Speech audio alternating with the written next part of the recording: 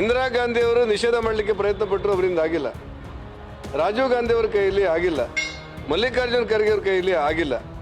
ಹಾಗಾಗಿ ಸಂಘವನ್ನು ನಿಷೇಧ ಮಾಡೋದ್ರ ಬಗ್ಗೆ, ಸಂಘದ ಬಗ್ಗೆ ಏನಾದರೂ ಕಿರುಕುಳ ಕೊಡೋದ್ರ ಬಗ್ಗೆ, ಸಂಘಕ್ಕೆ ಕೆಟ್ಟ ಶಬ್ದದಿಂದ ದೊಡ್ಡವನಾಗ್ತೇನೆ ಅನ್ನುವಂಥ ಭ್ರಮೆಯಿಂದ ಹೊರಗೆ ಬರೋದು ಒಳ್ಳೆಯದು ಅಂತೇಳಿ ನನ್ನ ಸಲಹೆ. ನನಗೆ ಆಶ್ಚರ್ಯ ಆಗುವುದು ಡಿ ಕೆ ಶಿ ಅವರ ಬಗ್ಗೆ. ಕರ್ನಾಟಕದ ಮುಖ್ಯಮಂತ್ರಿಯಾದ ಡಿ ಕೆ ಶಿವಕುಮಾರ್ ಅವರು ಎಲ್ಲರನ್ನು ಒಡ್ತಗೊಂಡು ಹೋಗಬೇಕು ಅನ್ನುವ ಕಾರಣಕ್ಕೋಸ್ಕರ ಭಾರತೀಯ ಜನತಾ ಪಕ್ಷದ ಹಿಂದಿನ ಮುಖ್ಯಮಂತ್ರಿಗಳನ್ನು, ಅದು ಯಡಿಯೂರಪ್ಪರವರನ್ನು, ಶೆಟ್ಟರ್ ಅವರನ್ನು, ಬೊಮ್ಮಾಯಿಯವರನ್ನು, ಸದಾನಂದ ಗೌಡರ ಮನೆಗೆ ಹೋಗಿ ಮಾತಾಡಿಸುವಂಥ ಮತ್ತು ಬೆಂಬಲ ಕೊಡಿ ಅಂತ ಹೇಳುವಂಥ ಸಂಪ್ರದಾಯಕ್ಕೆ ಒಂದು ಕಡೆ ಇಳಿತಾರೆ. ಮತ್ತೊಂದು ಕಡೆ ನಾನು ಹಿಂದುತ್ವವಾದಿ ಅಂತ ಹೇಳುವುದನ್ನು ಕೂಡ ನಾನು ಹಿಂದೂ ಅಂತೇಳಿ ಪ್ರತಿಪಾದನೆ ಮಾಡ್ತಾರೆ.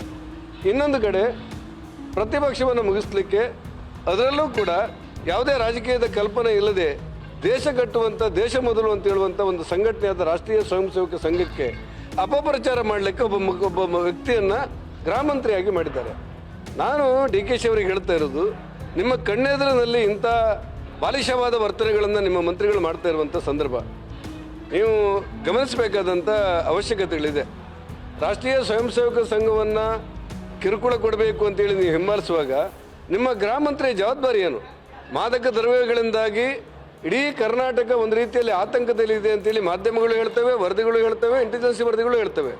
ಅದನ್ನು ನಿಯಂತ್ರಣ ಮಾಡಲಿಕ್ಕೆ ನೀವೇನು ಮಾಡ್ತೀರಿ? ಭಯೋತ್ಪಾದಕರನ್ನು ನಿಯಂತ್ರಣ ಮಾಡಲಿಕ್ಕೆ ನೀವೇನು ಮಾಡ್ತೀರಿ? ಕಾನೂನಿಗೆ ಸಡ್ಡು ಹೊಡೆದಿರುವಂಥ ವ್ಯವಸ್ಥೆಗಳನ್ನು ನಿಯಂತ್ರಣ ಮಾಡಲಿಕ್ಕೆ ನೀವೇನಾದರೂ ಮಾಡಬೇಕು. ಅದನ್ನು ಬಿಟ್ಟು ನಿಮ್ಮ ಗೃಹ ಮಂತ್ರಿ ತಮ್ಮ ವ್ಯಾಪ್ತಿಯಲ್ಲಿ ಬಾರದೇ ಇರುವಂಥ ರಾಷ್ಟ್ರೀಯ ಸ್ವಯಂ ಸೇವಕ ಸಂಘದ ಬಗ್ಗೆ ಕೆಟ್ಟದಾಗಿ ವರ್ತನೆ ಮಾಡುವಂಥ ಸಂದರ್ಭದಲ್ಲೂ ನೀವು ಕೂತ್ಕೊಂಡಿದ್ದೀರಿ ಅಂತ ಹೇಳಿದರೆ ನೀವೇನೋ ಮಾಡಲಿಕ್ಕೆ ಹೊರಟಿದ್ದೀರಿ ಅನ್ನುವಂಥ ಭಾವನೆ ಕರ್ನಾಟಕದ ಜನರಲ್ ಭಾವನೆ ಮನಸ್ಸೊಳಗೆ ಬರ್ತದೆ ಅಂತ ನನಗನ್ಸುತ್ತೆ. ನಾನು ಆಗ್ರಹ ಪಡಿಸ್ತೇನೆ, ಮಲ್ಲಿಕಾರ್ಜುನ ಖರ್ಗೆ ಅವರ ಪುತ್ರ ಪ್ರಿಯಾಂಕಾ ಖರ್ಗೆ ಅವರು ಗೃಹ ಮಂತ್ರಿಯಾಗಿ ತಮ್ಮ ಇತಿಮಿತಿಯೊಳಗೆ ಚೆನ್ನಾಗಿ ಕೆಲಸ ಮಾಡೋದನ್ನು ಮಾಡಬೇಕು ಅನ್ನೋದು ನಮ್ಮ ಆಶಯ. ಪ್ರತಿಪಕ್ಷವಾಗಿ ಒಂದು 2-3 ತಿಂಗಳ ಕಾಲ ನಾವು ಕಾಯ್ತೇವೆ. ಯಾಕಂದರೆ ಹೊಸದಾಗಿ ಒಂದು ಮುಖ್ಯಮಂತ್ರಿ ಆಗಿದ್ದಾರೆ, ಸಚಿವ ಸಂಪುಟ ಆಗಿದೆ, ಕಾಯ್ತೇವೆ. ಆ ನಂತರ ಸರ್ಕಾರಕ್ಕೆ ಯಾವ ರೀತಿ ಬಿಸಿ ಮೂಡಿಸಬೇಕು ಅದು ಮೂಡಿಸುವಂಥ ಜವಾಬ್ದಾರಿಯನ್ನು ಪ್ರತಿಪಕ್ಷವಾಗಿ ನಾವು ಮಾಡ್ತೇವೆ. ಸರ್, ಅದು ವ್ಯಾಪ್ತಿಗೆ ಬರಲ್ಲ ಅಂತ ನೀವು ಹೇಳಿದ್ರೆ, ಆದರೆ ಅವರು ಗೃಹ ಸಚಿವರು. ಈ ಹಿಂದೆ ಸಿದ್ದರಾಮಯ್ಯವರು ಮುಖ್ಯಮಂತ್ರಿ ಆಗಿದ್ದಾಗಲೂ ಪತ್ರ ಬರೆದಿದ್ರು, ಒಂದಿಷ್ಟು ಕಡಿವಾಣ ಹಾಕಬೇಕು, ಹೊರಗಡೆ ಲಾಠಿ ಹಿಡ್ಕೊಂಡು ಓಡಾಡೋದು, ಒಂದು ರೀತಿ ಭಯದ ವಾತಾವರಣ. ಅಲ್ಲ, ನಿಮ್ಗೆ ವ್ಯಾಪ್ತಿಗೆ ಬರುವುದಿಲ್ಲ ಅಂತ ಯಾಕೆ ಹೇಳಿದೆ ಅಂದರೆ, ನನಗಿಂತ, ಜಾತಿಗಿಂತ, ಧರ್ಮಕ್ಕಿಂತ ನನ್ನ ದೇಶ ಮೊದಲು ಅನ್ನುವಂಥ ರಾಷ್ಟ್ರಭಕ್ತರು ನಿರ್ಮಾಣವಾಗಿರುವಂಥ ಸಂಸ್ಥೆ ಅದು. ಪಾಕಿಸ್ತಾನ ಈ ವಿಧಾನಸೌಧದೊಳಗೆ ಪಾಕಿಸ್ತಾನಕ್ಕೆ ಜೈ ಅಂತ ಹೇಳುವಂಥ ಸಂಸ್ಥೆ ಅಲ್ಲ. ಆ ಹಿನ್ನೆಲೆಯಲ್ಲಿ ಕಾನೂನು ಬಾಹಿರ ಚಟುವಟಿಕೆ ಮಾಡದೇ ಇರುವಂಥ ಒಂದು ಸಂಸ್ಥೆಯನ್ನು ಈಗ ನೀವು ಕಲಬುರಗಿಯಲ್ಲಿ ಏನು ಮಾಡಿದ್ರಿ? ನಿಷೇಧ ಮಾಡಬೇಕಂತೇಳಿ ಏನು ಪ್ರಯತ್ನ ಪಟ್ರಿ? ಕೋರ್ಟ್ ಏನು ಹೇಳ್ತು?